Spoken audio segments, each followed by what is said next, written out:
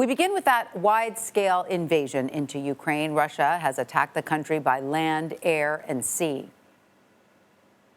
Gunfire and explosions have been reported in multiple cities, including Odessa, Kyiv, and the capital city of Kyiv. Some Ukrainians are fleeing into neighboring countries.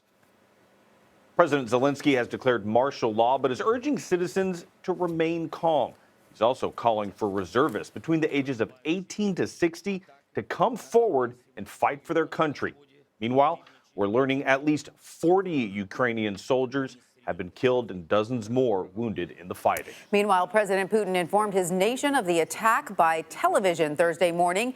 He is calling for, quote, the demilitarization and denazification of Ukraine. He says he does not seek to occupy the country. We have live team coverage of the war happening in Eastern Europe. Ian Lee is in London and Haley Ott is in Ukraine's capital of Kyiv.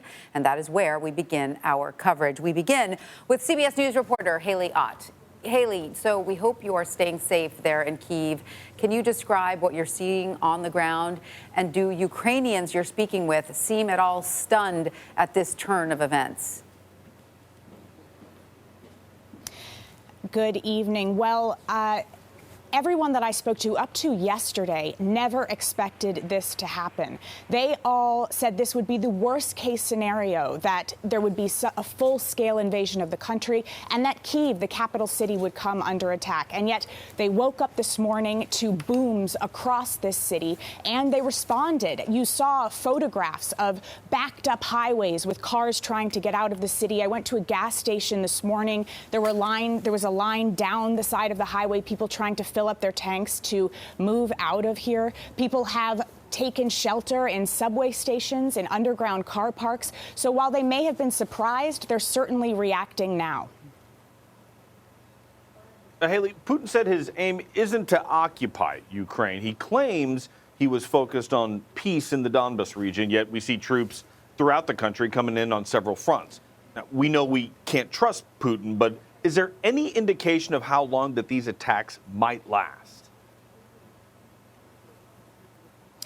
Yes, I think what Russian President Vladimir Putin says needs to be taken now with much more than a grain of salt. But to answer your question, he has said that he doesn't intend to occupy this country, but that he does intend to demilitarize it. And if you think about what that means, it means taking out the military of Ukraine, and that means war. And I think understanding how long a potential conflict could last requires an understanding, really, of the Ukrainian military. And what I've seen in the past few days, even when people never expected this level of an invasion, was a huge amount of support for the military, practical support. People were fundraising, people you wouldn't expect, left, right, young, old, donating money, donating blood, donating time. I spoke to a young woman who worked for a fashionable hotel where celebrities stayed. She said the hotel was training everyone who worked there in first aid so they could be useful if there was some sort of conflict. So we don't know what's going to happen in the future, but I do think it's important to understand how committed Ukrainians are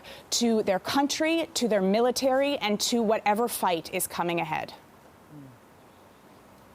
Haley Ott, in a very fluid situation in Ukraine. Thank you, and please stay safe.